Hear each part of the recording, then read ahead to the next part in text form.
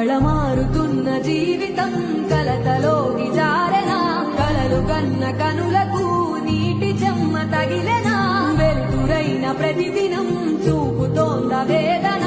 అందమైన బతుకున అలజడి చలరేగనా ఏమిటి నీ పాపం ఏమిటి నీ నేరం చీకటి ముసిరిందే చిటికల్లోనా తీరదు నీ శోకం